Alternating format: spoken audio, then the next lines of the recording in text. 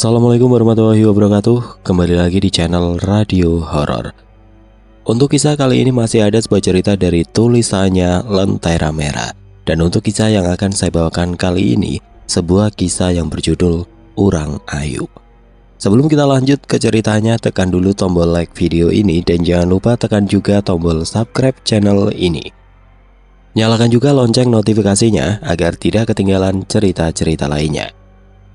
Buat teman-teman yang punya pengalaman horor dan pengen dibawakan di channel ini, nanti teman-teman bisa hubungi kontak admin kami yang ada di kolom deskripsi. Dan seperti apa untuk kisah kali ini, langsung saja kita masuk ke ceritanya.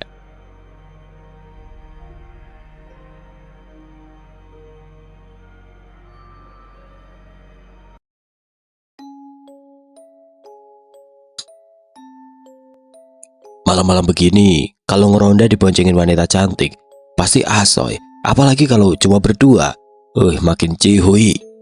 Celetuk Slamet seraya terkekeh sambil menggoes sepeda ontelnya yang sudah butut. Dengan sepeda ontel miliknya, ia seorang diri memutari desa karena kebagian jatah ngeronda. Diketahui Slamet juga merupakan hansip di desa tersebut, sudah menjabat cukup lama. Sekitar 15 menit lamanya Slamet menggoes sepeda tuanya itu. Samar-samar, ia melihat perempuan tengah berjalan seorang diri. Entah dari mana mau kemana, dengan tergesa-gesa Slamet pun mulai menggoes sepedanya dengan cepat untuk menghampiri perempuan tersebut. "Mau kemana, Mbak? Malam-malam begini sendirian lagi?" tanya Slamet sopan seraya menoleh ke arah perempuan tersebut. "Mau ke ujung sana, Mas," ujar wanita tersebut seraya menyodorkan telunjuknya ke arah perkebunan depan. "Sepertinya Mbak bukan orang sini ya, soalnya wajahnya asing, mau saya antar?" tanya Slamet yang hanya dibalas anggukan oleh perempuan tersebut. Dengan hati-hati Slamet mengantarkan perempuan tersebut dengan sepeda ontelnya melewati jalanan yang sunyi dan gelap, karena kanan kiri hanya ada sawah, membentang dengan aliran sungai kecil. Remang-remang hanya terbantu dengan cahaya rembulan membuat suasana semakin mencekam, membuat bulu kuduk meremang. "Gak takut, Mbak? Sendirian jalan kaki malam-malam begini. Wong saya saja kalau nggak kebagian tugas ngeronda aja males," celoteh Slamet seraya masih terus menggoes sepeda tuanya. Hening, tidak ada jawaban dari perempuan tersebut dan entah bagaimana, tiba-tiba saja bau amis busuk yang sangat tajam menyeruak ke lubang hidung. Bau yang sangat pekat. "Perasaan kok bau amis betul ya, amis busuk," gumam Slamet dalam hati menggerutu. "Mbak nyium bau amis nggak?" tanya Slamet, namun lagi-lagi tidak mendapatkan jawaban dari perempuan tersebut. "Mbak kok diam aja dari tadi? Sakit ya?" Slamet berusaha kembali mencairkan suasana, namun tetap tidak ada jawaban dari perempuan yang ia boncengi itu. Karena penasaran, Slamet pun berupaya menoleh ke arah belakang yang rupanya perempuan cantik yang ia tumpangi kini berubah. Berwajah seram dan penuh dengan darah dan nanah yang bercampur menjadi satu, seraya menyeringai seram dan matanya melotot tajam. "Wah, setan!" teriak Slamet sampai sepedanya pun oleng dan terjatuh terperosok ke sawah. Pagi itu beberapa orang yang hendak ke sawah heboh melihat Slamet yang rupanya tidak sadarkan diri di pinggir sawah. Akhirnya dengan bantuan beberapa orang, Slamet pun dibawa pulang ke rumahnya. Setelah kejadian tersebut, Slamet mengalami sakit demam dan masih sulit untuk diajak berkomunikasi. Sehingga sampai detik ini, tidak ada satupun warga yang tahu apa yang sebenarnya terjadi kepada Slamet malam itu. Malam-malam telah berlalu, kini giliran Agus dan juga Sugeng yang mendapatkan jatah ngeronda. Dengan bekal senter yang mereka punya, mereka berdua mulai menyusuri desa yang terasa sangat sunyi dan gelap remang-remang. "Desa kita ternyata kalau malam begini serem banget ya, Gus," celetuk Sugeng yang memang baru pertama kali ikut ngeronda. "Makanya kalau ada ronda itu jangan alasan terus. Jadi tahu kan susahnya ngeronda kayak gimana, Geng," hardik Agus sembari menyenteri jalanan. Sugeng pun hanya terkekeh pelan mendengar ocehan Agus. "Srak, srak, srak. Suara apa itu, Gus?" tanya Sugeng seraya celingukan mencari tahu sumber suara tersebut. "Mboh, ayo kita cek, Geng," ajak Agus kepada Sugeng. Mereka berdua pun mencoba mencari sumber suara tersebut yang tepat berada di ujung jalan. Namun setelah ditelusuri tidak ada apapun di sana. Hening, sepi, dan hanya ada angin sepoi-sepoi yang mulai menggoyangkan pohon-pohon bambu. yang berada di tanah kosong tidak jauh dari tempat Sugeng dan Agus berdiri. Bulu kuduk mulai meremang. Agus yang merasa takut dan sedikit gemetar pun mengajak Sugeng kembali memutari desa. "Permisi." Suara perempuan terdengar tepat di belakang Sugeng dan Agus, sehingga dengan spontan mereka berdua menghentikan langkah kakinya. Secara berbarengan, Agus dan Sugeng pun menoleh ke arah belakang dan benar saja ada perempuan yang tengah berdiri dengan kepala yang menunduk. Baju yang terlihat cukup lusuh dan rambut yang terurai panjang tidak beraturan. "Gus, ada cewek cantik, Gus," celetuk Sugeng tersenyum nakal. "Mau kemana, Mbak? Malam-malam begini, kok sendirian aja?" tanya Agus basa-basi dengan wajah yang sedikit terheran.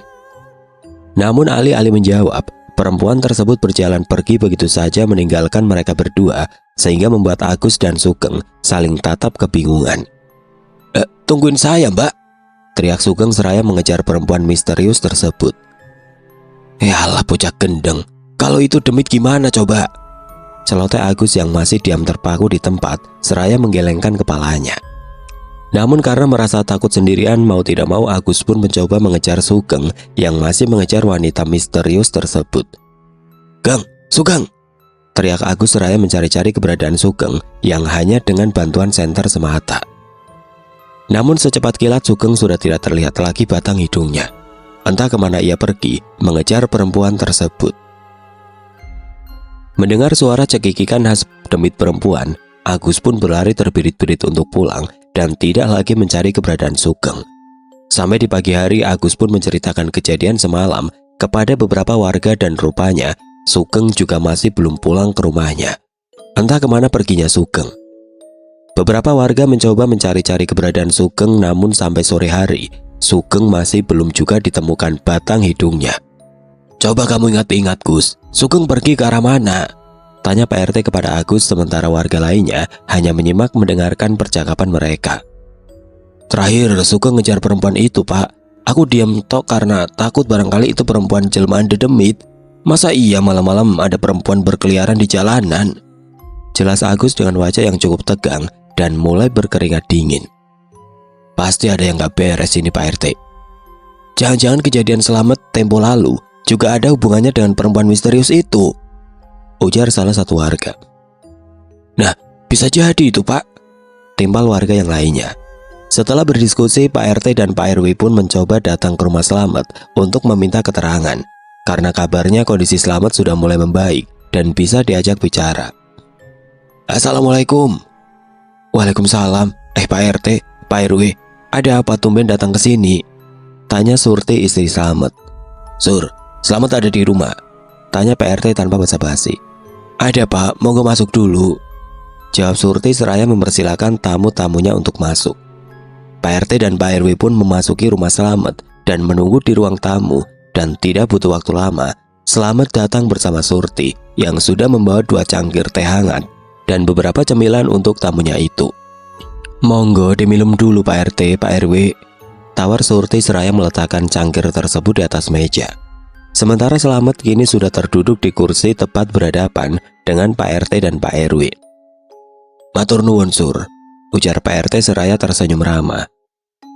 "Ada apa bapak-bapak kesini? Kalau disuruh ngeronda lagi saya wegah. Trauma saya, Pak. Nggak apa-apa kalau saya dipecat jadi hansip karena nggak mau ngeronda. Yang penting saya nggak ketemu dedemit itu lagi," celetuk Slamet tanpa basa-basi. "Tenang saja, Mas Slamet. Kami nggak minta jenengan buat ngeronda lagi. Cuma ada beberapa hal yang perlu kami tanya," ujar Pak RW seraya mulai menyeruput teh hangat. "Maksud kedatangan kami ke sini, kami mau tanya kejadian malam itu apa yang sebenarnya terjadi. Soalnya ada kasus yang serupa," timbal Pak RT. Slamet mengernyitkan alisnya dan bertanya, "Kasus apa, Pak?" Pak RT pun menceritakan kejadian yang dialami Agus dan Sugeng malam itu, dan kini mereka masih terus mencari tahu keberadaan Sugeng yang entah di mana rimbanya. "Malam itu saya juga ketemu sama perempuan misterius itu, Pak. Di jalan sendirian, makanya saya didekati, takutnya dia butuh pertolongan. Tapi pas saya tolongin, kok tiba-tiba saya mencium bau amis udang yang busuk," tutur Slamet menjelaskan tanpa jeda, seraya mengingat kejadian yang mencekam malam itu. Apa itu perempuan yang sama ya Pak RW? Tanya Pak RT yang meminta pendapat kepada Pak RW. Sepertinya Pak, kita harus mencari tahu apa yang sebetulnya terjadi dan siapa perempuan itu dan kenapa meneror di desa kita ini, jawab Pak RW. Dia bukan manusia Pak, mungkin dia siluman atau dedemit. Soalnya waktu saya nengok ke belakang, yang tadinya wajahnya cantik berubah penuh darah dan nanah. Makanya saya sampai nyungsep ke sawah karena takut. Jelas Slamet melanjutkan ceritanya seraya bergidik ngeri mengingat kejadian malam itu. Setelah mendapatkan informasi cerita dari Slamet, Pak RT dan Pak RW pun berpamitan untuk pulang dan hendak menemui keluarga Sugeng untuk mencoba berdiskusi mengenai hilangnya Sugeng. Hanya butuh waktu 10 menit perjalanan menuju rumah Sugeng karena memang tidak terlalu jauh dari rumah Slamet. Sesampainya di rumah Sugeng, Pak RT dan Pak RW pun langsung ditodong pertanyaan oleh Bu Rusti yang memang tengah resah karena anaknya belum ditemukan juga. Bagaimana ini Pak RT? Anak saya belum ditemukan juga, ucap Bu Rusti selaku ibu Sugeng dengan raut wajah yang cemas. Ini kemungkinan Sugeng dibawa dedemit Bu. Apa kita coba minta tolong sama orang pintar? Usul Pak RW. Tapi Sugeng ini sudah tua Pak. Mosok iyo dibawa demit kayak anak kecil saja, timbal Bu Rusti yang sedikit menggunakan logikanya. Bisa saja Bu, apalagi kata Agus, Sugeng memang ngejar perempuan misterius itu, jawab Pak RT. Mendengar jawaban Pak RT, Bu Rusti pun hanya mampu terdiam dan pasrah saja dengan usulan-usulan Pak RT dan Pak RW, asal anaknya lekas ditemukan. Dengan kesepakatan keluarga, akhirnya mereka mencoba memanggil orang pintar yang biasa dipanggil Mbah Surip. Mbah Surip merupakan tetua yang disegani di desa sebelah. Biasanya Mbah Surip memang kerap membantu warga yang bermasalah mengenai hal-hal mistis. Malam itu ritual akan dimulai. Semua orang diminta untuk masuk ke dalam rumah dan mengunci pintu. Tidak ada yang tahu ritual apa yang akan dilakukan oleh Mbah Surip, namun bisa dirasakan, malam itu terasa sangat jauh berbeda. Angin datang cukup kencang menggoyangkan pohon-pohon sehingga menciptakan bunyi yang cukup membuat bulu kuduk merinding. Dan ada beberapa suara burung gagak menghiasi keheningan malam itu.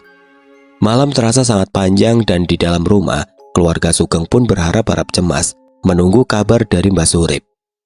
Sementara itu Mbah Surip mulai melakukan beberapa ritual untuk mencari tahu keberadaan Sugeng saat ini. Ritual yang dilakukan sendirian di perkebunan kosong, tempat di mana terakhir Sugeng mengejar perempuan misterius tersebut. Malam telah berlalu begitu saja. Pagi itu semua orang tengah berkumpul di ujung perkebunan yang terdapat pohon randu yang cukup tinggi. Di situ sudah ada Mbah Surip, Pak RT, Pak RW, dan juga keluarga Sugeng. Rupanya Sugeng sudah ditemukan, namun kondisinya cukup membuat siapa saja yang melihat tidak akan percaya. Sugeng, turun nak, teriak Bu Rusti yang cemas melihat kondisi anaknya yang tengah terduduk santai beralaskan triplek kecil di ujung pohon randu yang menjulang tinggi. Entah bagaimana Sugeng bisa naik ke ujung pohon randu tersebut karena pohon randu identik dengan duri-duri di batang pohon dan ranting-rantingnya. Kok bisa ya Sugeng tiba-tiba di atas sana? Gumam Agus yang tidak menyangka. Kenapa Sugeng di atas ya? Naiknya gimana coba itu bocah? Teriak salah satu warga yang ikut menyaksikan kejadian tersebut. Setelah mencoba berbagai cara, akhirnya Sugeng bisa ditolong. Namun naas, kaki Sugeng tertancap bambu kecil dan dilarikan ke rumah sakit terdekat. Hari-hari telah berlalu, kini sudah tidak ada lagi kegiatan ronda, mengingat kondisi yang belum memungkinkan karena kejadian yang Sugeng dan Slamet alami. Sementara itu Sugeng juga masih belum bisa dimintai keterangan atas apa yang terjadi terhadap dirinya, karena masih dalam pemulihan fisik dan mentalnya. Tok tok tok. Sudah larut malam, tiba-tiba terdengar suara ketukan pintu di rumah Bu Rusti. Siapalah, malam-malam begini bertamu, celetuk Bu Rusti seraya membuka pintu utamanya. Namun saat Bu Rusti membuka pintunya, tidak ada siapapun di depan rumahnya. Hening, hanya ada angin yang berhembus ke sana kemari, menerbangkan dedaunan kering dan menggoyangkan ranting-ranting pohon yang sudah mengering. Gak ada orang, gumam Bu Rusti celingukan. Namun saat sudah dipastikan tidak ada siapapun, akhirnya Bu Rusti kembali menutup pintu dan menguncinya. Tok tok tok. Lagi-lagi suara ketukan itu kembali terdengar jelas di telinga Bu Rusti. Walah wong edan, siapa malam-malam begini iseng di rumah orang? Hardik Bu Rusti. Seraya kembali membuka pintu dengan wajah yang masam. Namun lagi-lagi tidak ada siapapun. Di saat Bu Rusti hendak kembali menutup pintu, samar-samar ia melihat dari kejauhan ada perempuan berdiri menatap ke arah dirinya. Siapa? Tanya Bu Rusti sedikit berteriak, seraya memincingkan matanya, berupaya melihat jelas siapa sosok tersebut. Perempuan tersebut mulai mendekati rumah Bu Rusti dengan berjalan pelan dan tertati-tati, menarik salah satu kakinya seperti terpincang-pincang. Sugeng ada? Tanya perempuan tersebut dengan suara datar dan menunduk. Ada, tapi maaf kamu siapa ya? Tanya Bu Rusti sedikit gagap. Saya Mawar, teman Sugeng. Katanya Sugeng sakit jadi saya mau menjenguk, ujar perempuan tersebut masih dengan suara datarnya. Bu Rusti pun celingukan ke kanan dan ke kiri memastikan dari mana perempuan ini datang. Padahal waktu sudah cukup malam, ditambah suasana sangat sepi dan cukup gelap. Apa benar ini teman Sugeng? Atau dedemit? Tapi kalau dedemit, kakinya napak tanah. Gumam Bu Rusti yang berusaha meyakinkan dirinya sendiri bahwa yang berada di hadapannya adalah manusia. Ya sudah, ayo masuk dulu, Nduk. Nggak baik juga malam-malam perempuan di luar, ujar Bu Rusti yang dibalas anggukan oleh Mawar. Sesampainya di dalam rumah, Mawar pun terduduk kaku di ruang tamu, hanya terdiam membisu. Sementara Bu Rusti pergi ke dapur membuatkan teh hangat untuk tamu misteriusnya itu. Diminum dulu ya Nduk tehnya, selagi masih hangat, tawar Bu Rusti seraya menyodorkan secangkir teh hangat tepat di hadapan Mawar. Namun Mawar hanya terdiam kaku dan terus menatap ke arah kamarnya Sugeng. Entah apa yang membuat Mawar sangat tertarik melihat kamar Sugeng. Ada apa Nduk? Tanya Bu Rusti bingung seraya ikut menatap ke arah pintu kamar Sugeng. Saya mau bertemu Sugeng sekarang juga, jawab Mawar sini seraya menyeringai seram. Brak! Tiba-tiba saja pintu kamar Sugeng terbuka lebar dengan sendirinya, sehingga membuat Bu Rusti terkejut. Astagfirullah, ya Allah! Sugeng yang saat itu tengah tertidur pulas pun terbangun karena terkejut, dan tiba-tiba nafasnya terasa sesak, matanya melotot. Ia hendak memanggil ibunya namun tidak bisa, seperti tercekik dan sulit bernafas. Kau harus bertanggung jawab, teriak Mawar tiba-tiba dengan suara yang menakutkan, sementara Bu Rusti hanya terdiam. Tubuhnya terasa kaku, tidak bisa digerakkan, dan berujung tidak sadarkan diri. Malam itu sangat mencekam di dalam rumah Sugeng. Namun anehnya tidak ada satu tetangga pun yang menyadari bahwa di rumah Sugeng tengah mengalami kejadian mengerikan. Pagi-pagi sekali tetangga sebelah rumah Sugeng berteriak kencang karena terkejut melihat kondisi Bu Rusti yang tergeletak tidak sadarkan diri. Tolong, tolong! Teriak Sumi seraya berlari ke rumah tetangga lainnya. Ada apa Sum? Tanya salah satu warga dengan wajah panik.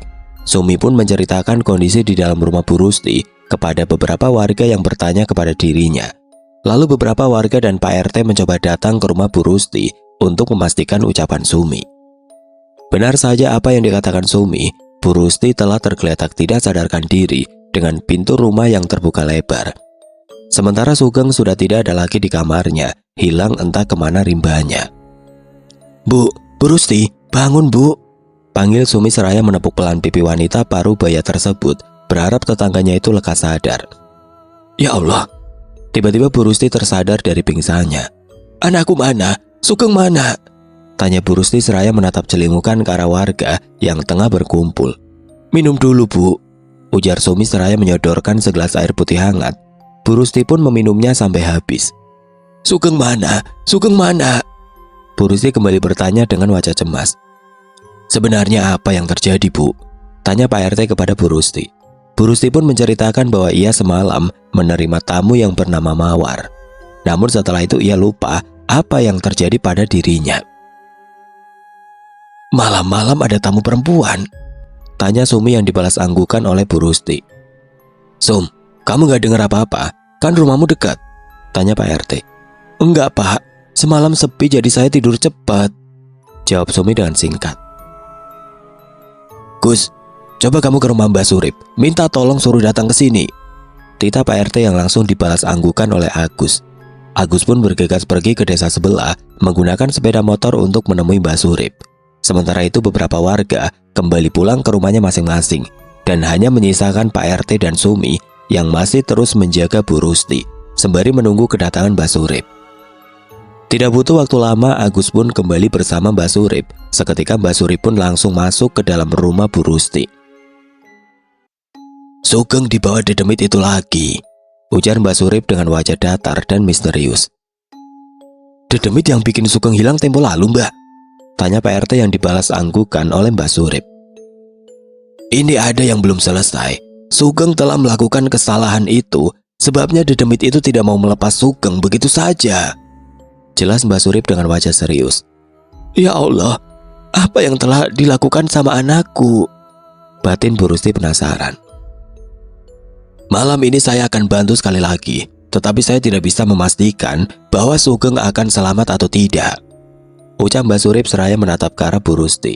Mendengar ucapan Mbak Surip, Bu Rusti pun meraung menangisi anaknya. Ia tidak tahu harus berbuat apa. Sebagai seorang ibu, justru ia tidak mampu menyelamatkan anaknya dari dedemit itu. "Yang sabar ya Bu Rusti, nanti pasti Sugeng ketemu. Kita berdoa sama-sama ya Bu," tutur Sumi yang berupaya menenangkan tetangganya itu. Malam kembali datang setelah heboh hilangnya Sugeng. Hampir satu desa tidak ada yang berani keluar rumah malam-malam karena tidak ingin bertemu dengan perempuan misterius itu. Malam itu Mbak Surip kembali melakukan ritual, namun ia melakukannya di rumahnya sendiri. Mbak Surip berupaya mencari tahu keberadaan Sugeng yang entah masih hidup atau sudah mati. Di sisi lain, Sugeng yang baru saja membuka matanya merasa bingung dan cemas. Ia sudah berada di dalam gubuk yang entah milik siapa. "Bajingan, aku di mana ini?" hardik Sugeng dalam hati. Serak, serak, serak. Terdengar suara yang sumbernya dari luar gubuk. Karena Sugeng merasa penasaran, ia mencoba berjalan walaupun dengan tertati-tati karena luka di kakinya belum sembuh. Ia membuka pintu gubuk tersebut, namun saat itu juga seketika terasa hening, gelap dan tidak ada siapapun di sana. "Aku kudu lungo," batin Sugeng yang mulai memaksakan kakinya untuk berjalan. "Mau kemana Mas Sugeng?" Samar-samar terdengar suara perempuan. Sugeng celingukan ke kanan dan ke kiri, namun indera penglihatannya tidak mampu melihat dengan jelas karena kondisi lingkungan yang memang gelap gulita dan hanya mendapatkan sedikit penerangan dari rembulan. "Ojo ganggu aku," hardik Sugeng berteriak dengan nada suara bergetar. Dengan tertati-tati Sugeng mencoba pergi dari tempat itu. Ia berusaha menyeret kakinya yang masih terasa sangat sakit. Serak, serak, serak. "Kamu harus mati." Sugeng yang mendengar suara dari perempuan misterius itu pun semakin dibuat kalut. Wajahnya penuh dengan keringat. Kakinya mulai mengeluarkan darah segar akibat terlalu dipaksa untuk berlari. Ingin sekali Sugeng berlari kencang, namun tidak bisa. Namun Sugeng tidak mau menyerah. Ia berupaya pergi secepatnya dari tempat itu. "Brak! Teriak Sugeng tersungkur kesakitan seraya memegangi kakinya. Rupanya kaki Sugeng yang terluka mengenai batu besar yang berada tepat di hadapannya itu. "Sakit, Mas." Samar-samar terdengar suara perempuan misterius itu. "Siapa kamu? Mau apa kamu ganggu saya terus?" teriak Sugeng dengan nafas yang ternganga. "Setiap perbuatan harus ada balasannya." Lagi-lagi terdengar suara perempuan misterius yang tidak terlihat batang hidungnya, sehingga membuat Sugeng merasa frustasi dan meraung menangisi nasibnya. "Tolong aku, siapapun tolong aku!" teriak Sugeng di keheningan malam. Angin datang dengan cukup kencang menggoyangkan pepohonan yang berada di tempat itu. Dedaunan kering mulai terbang ke sana kemari tidak tentu arah. Sementara itu, tiba-tiba saja Mbak Surip sudah berada tepat di hadapan Sugeng dan membantunya berdiri. "Ayo, melu aku saiki," bisik Mbak Surip kepada Sugeng. "Jangan ikut campur," teriak perempuan misterius tersebut, namun tidak dihiraukan oleh Mbak Surip. Malam yang mencekam telah berlalu. Pagi itu samar-samar Sugeng mulai tersadar dari tidurnya. Ia menatap ke arah kanan dan kiri, memastikan di mana lagi ia berada. Terasa sangat letih karena beberapa kali ia seperti dilempar ke sana kemari di tempat yang asing. "Aduh," keluh Sugeng seraya menyentuh pelan kakinya yang terluka. Ternyata lukanya semakin parah. Jahitannya kembali terbuka lebar sehingga terlihat daging kakinya yang seperti hampir membusuk. "Jangan digerakkan dulu," Ditambah Surip seraya mencoba menyentuh kaki Sugeng. Aduh, sakit Mbah. Keluh Sugeng saat tangan kasar Mbah Surip mulai menyentuh luka yang berada di kaki Sugeng. Entah apa yang diberikan oleh Mbah Surip, namun seperti obat-obatan herbal yang saat ditempelkan di luka, Sugeng langsung berteriak meraung kesakitan, menahan perih yang menjalar di sekujur kakinya. Tahan saja, celetuk Mbah Surip. Setiap perbuatan sudah pasti ada balasannya. Apa yang kamu perbuat harus dipertanggungjawabkan. Hardik Mbah Surip tiba-tiba seraya menatap tajam ke arah Sugeng. Maksud Mbak apa? Tanya Sugeng terbata-bata. Tidak perlu mengelak lagi. Lebih baik jujur dan bertanggung jawab sebelum semuanya terlambat. Mbah Surip berusaha menyarankan, namun Sugeng hanya terdiam membisu seraya tertunduk malu. Setelah dirasa keadaan membaik, Mbah Surip meminta pihak keluarga Sugeng untuk datang menjemput Sugeng. Dan sesampainya di rumah, sudah terkumpul beberapa warga, Pak RT, dan juga Pak RW. Lebih baik para warga kembali ke rumah masing-masing. Biarkan Sugeng beristirahat terlebih dahulu, titah Pak RW kepada warga. Para warga pun berhamburan keluar untuk pulang ke rumahnya masing-masing. Saat itu juga Pak RT dan Pak RW mulai menanyakan satu hal kepada Sugeng. Berharap Sugeng bisa bercerita sepenuhnya dan mencari cara untuk menyelesaikan masalah ini. Karena teror perempuan misterius ini cukup membuat resah dan para warga tidak bisa lagi beraktivitas normal di malam hari. Karena takut jika sewaktu-waktu bertemu dan diteror dedemi tersebut. Ada apa sebenarnya Mas Sugeng? Tanya Pak RT. Sugeng pun hanya menoleh dan menatap ke arah Pak RT serta ke arah Bu Rusti secara bergantian. Nggak apa-apa Geng, ceritakan semuanya nak. Jangan ada yang kamu tutup-tutupi. Ibu juga ingin tahu apa yang sebenarnya terjadi. Titah Bu Rusti yang dibalas anggukan oleh Sugeng. Sebenarnya saya telah melakukan kesalahan Pak, ucap Sugeng dengan nada pelan tapi terdengar dengan jelas. Kesalahan apa toh Bagus? Tanya Bu Rusti penasaran dengan ucapan Sugeng. Bu, maafkan aku Bu, ujar Sugeng seraya menundukkan kepalanya. Ana apa toh? Ngomong yang jelas Geng, tanya Bu Rusti semakin penasaran. Sugeng pun mulai bercerita bahwa dirinya telah memperkosa dan membunuh salah satu wanita yang jasadnya ia kubur di perkebunan kosong di ujung jalan desa sana. Alangkah terkejutnya Bu Rusti yang mendengar penuturan sang anak sehingga membuat dirinya hampir jantungan. Ya Allah Gusti, kok bisa-bisanya kamu begitu Sugeng? Teriak Bu Rusti seraya memukuli sang anak. Tahan Bu Rusti, ucap Pak RT yang berusaha menenangkan Bu Rusti.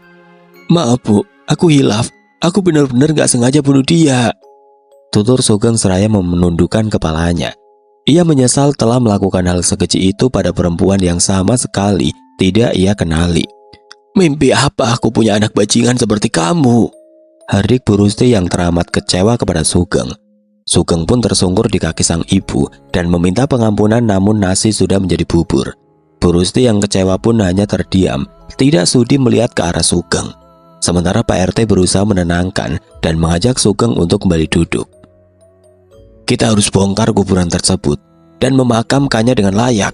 Siapa tahu arwahnya tidak lagi mengganggu kita semua, usul Pak RT. Brak. Sumi yang sedari tadi menguping pun mendobrak pintu rumah Bu Rusti dan mengejutkan seisi orang yang ada di dalamnya. Sumi, ucap Bu Rusti terkejut. Ciri-ciri korbanmu seperti apa, Geng? Tanya Sumi dengan serius seraya berjalan mendekati Sugeng. Mbak, dia cantik, putih, bersih, jawab Sugeng gagap. Rambutnya panjang, ada tai lalatnya di bawah bibir, tanya Sumi seraya menatap tajam dan sinis ke arah Sugeng. Kok Mbak Sumi bisa tahu? Tanya Sugeng terheran seraya mengerutkan dahinya. Kurang ajar kowe, teriak Sumi yang berupaya menyerang Sugeng namun ditahan oleh Pak RT dan RW, sementara Bu Rusti hanya terdiam sendu.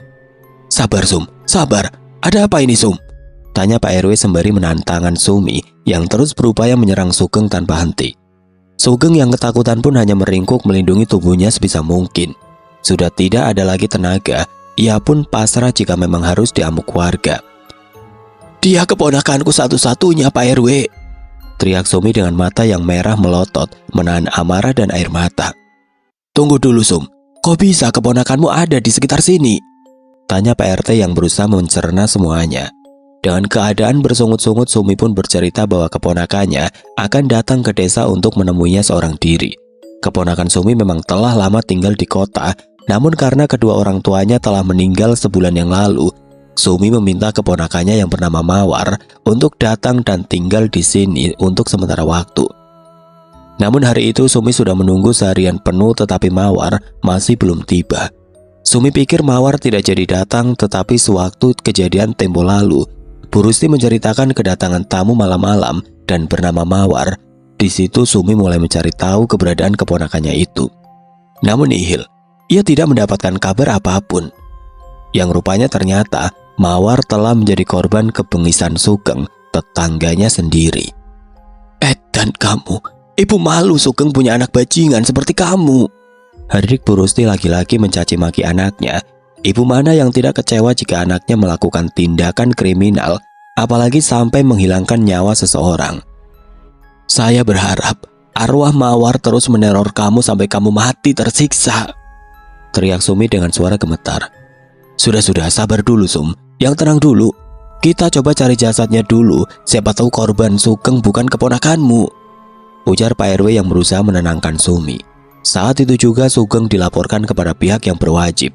Setelah dimintai keterangan, pihak polisi dan Sugeng pun mulai mendatangi lokasi di mana Sugeng menguburkan korbannya itu, dan benar saja, ada mayat yang terkubur. Mayat perempuan muda dengan ciri-ciri berambut panjang, dan Sumi meyakini bahwa mayat tersebut adalah keponakannya. Setelah dilakukan otopsi, benar saja mayat tersebut adalah Mawar, keponakan Sumi. Sontak kala itu satu desa heboh dengan kejadian ini dan menjadi berita hangat di berbagai desa. Gendeng kamu Geng, hardik beberapa warga yang mulai main hakim sendiri dengan menimpuk Sugeng menggunakan bebatuan. Tolong bapak-bapak, ibu-ibu, jangan main hakim sendiri, tegur Pak Polisi. Sementara Sumi terus terisak menangisi jasad keponakannya itu. Ia tidak menyangka nasib keponakannya akan setragis ini, bahkan di tangan Sugeng, tetangganya sendiri. Setelah dilakukan otopsi, kini jasad Mawar dikuburkan secara layak sesuai dengan syariat agama, dan Sugeng pun harus mendekam di penjara untuk mempertanggungjawabkan perbuatannya. Di dalam penjara, Sugeng rupanya masih terus diteror oleh arwah Mawar yang masih menuntut balas dendam yang tidak berkesudahan. Ampun, tolong, jangan ganggu saya lagi, teriak Sugeng seraya masih memejamkan matanya. Tolong, teriak Sugeng yang lagi-lagi tidak dipedulikan oleh penjaga lapas, karena mengingat bukan hanya sekali saja Sugeng seperti ini, tapi hampir setiap hari. Seperti orang yang berhalusinasi, selalu dihantui mimpi buruk dan hidup Sugeng benar-benar tidak tenang. Bahkan tidak segan-segan Sugeng melukai tubuhnya sendiri, dan beberapa kali ia hendak melakukan bunuh diri. Itulah sebabnya Sugeng dipindahkan ke rumah sakit jiwa dengan status yang masih menjadi tahanan. Semakin hari kondisi Sugeng semakin memprihatinkan. Setiap malam ia selalu meraung meminta pertolongan. Malam itu mata Sugeng masih terpejam. Tubuhnya terbaring kaku di ranjang kecil. Sesaat membuka mata, tiba-tiba Sugeng dilanda ketakutan. Ia melihat wajah Mawar tepat di depan matanya. Dengan wajah yang seram, penuh dengan darah yang berbau anyir dan nanah yang mulai menetes di wajah Sugeng.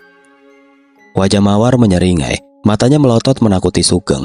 Sugeng kala itu hanya mampu pasrah terbujur kaku dan tidak bisa menggerakkan tubuhnya.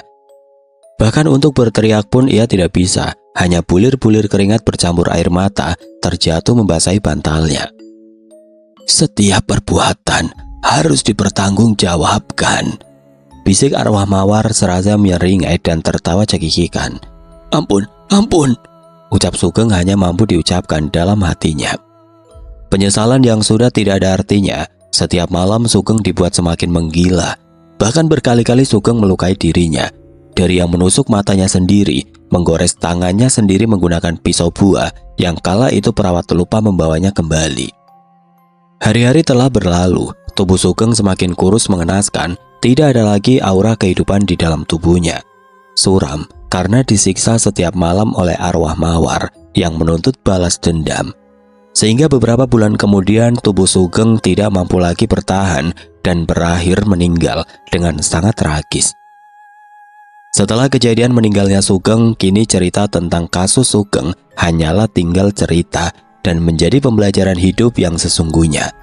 Sumi pun sudah mulai mampu membuka pintu maaf kepada Bu Rusti karena ia sadar yang melakukan kesalahan adalah Sugeng, bukan Bu Rusti.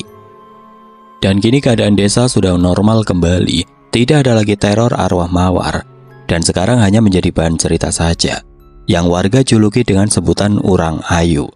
Karena dari berbagai sumber yang pernah diteror arwah mawar, arwah tersebut awalnya akan menjelma menjadi wanita cantik, lalu berubah dan berbau amis busuk, seperti khas bau udang yang sudah membusuk. "Sekarang kita ngeronda sudah aman ya Gus?" Celetuk Selamat seraya terkekeh. Iya Mat, nggak nyangka desa kita pernah heboh karena ulah Sugeng. Amit-amit, jangan sampai ketemu Urang Ayu lagi, ujar Agus. Serak, serak, serak. Dek. Agus dan juga Selamat terdiam menghentikan langkah kakinya. Mereka berdua saling menatap satu sama lain tanpa berani menoleh ke arah suara itu berasal. "Gus, kayaknya Urang Ayu masih ada," ucap Selamat dengan wajah yang pucat pasi. Namun Agus tidak memperdulikannya. Ia hanya terdiam kaku dan tidak ingin membahas soal Urang Ayu. "Gus, jangan diem aja," ujar Selamat sedikit kesal. Namun alih-alih menjawab, tiba-tiba saja Agus berlari terbirit-birit, meninggalkan Selamat seorang diri. "Wong gendeng, aku ditinggal dewe. Ya Allah Gusti, lindungi aku," batin Selamat gemeteran. Entah bagaimana kaki Selamat merasa sangat kaku dan sulit untuk digerakkan. Bahkan untuk melangkah saja sama sekali tidak bisa. "Mas, tolong saya. Jangan ganggu saya lagi," teriak Selamat seraya memejamkan matanya dengan tubuhnya yang masih berdiri kaku. "Tolong antarkan saya ke kebun." Brak. Selamat pun pingsan tidak sadarkan diri. Lagi-lagi pagi itu seperti dejavu. Selamat ditemukan warga tidak sadarkan diri dan diantarkan beberapa warga ke rumahnya. Rupanya teror Urang Ayu masih ada saja. Meneror siapa saja yang Urang Ayu inginkan. Setelah kejadian malam itu, Selamat benar-benar tidak mau lagi ikut meronda, apalagi jika harus meronda bersama Agus yang tidak setia kawan itu. Agus yang merasa tidak enak hati pun meminta maaf kepada Selamat karena dengan tega pergi begitu saja meninggalkan Selamat seorang diri. "Pokoknya sekarang sudah tidak usah lagi ada ronda. Saya takut Pak, kalau harus ketemu Urang Ayu terus," racau Agus. "Iya Pak, saya juga wegah. Benar-benar kapok saya. Sugeng sudah mati, tapi Urang Ayu masih berkeliaran saja di sini." "Sabar dulu Mas Slamet, Mas Agungus. Kita cari jalan keluarnya terlebih dahulu," ujar Pak RT. "Pak, kami juga resah kalau masih ada teror Urang Ayu," teriak salah satu warga. Beberapa warga juga mengeluhkan hal yang sama. Terkadang mereka juga diteror Urang Ayu. Akhirnya dengan sepakat di desa tersebut sudah tidak ada lagi ada kegiatan ronda dan warga diimbau tidak keluar rumah saat malam tiba untuk sementara waktu. Dan untuk menghindari teror Urang Ayu, kini desa mulai mengadakan selamatan seminggu sekali untuk mendoakan arwah mawar agar tidak lagi mengganggu aktivitas warga. Setelah diadakan selamatan, kini sudah tidak ada lagi teror Urang Ayu tersebut dan lama-kelamaan cerita tentang Urang Ayu hanya menjadi cerita turun-temurun saja. Oke teman-teman, sekian untuk kisah kali ini. Bagaimana menurut kalian tentang kisah ini? Tulis komentar kalian di kolom komentar. Dan buat teman-teman yang baru bergabung, jangan lupa untuk like, komen, share, serta subscribe channel ini. Dan jangan lupa nyalakan juga lonceng notifikasinya agar tidak ketinggalan cerita-cerita lainnya. Dan akhir kata, wassalamualaikum warahmatullahi wabarakatuh.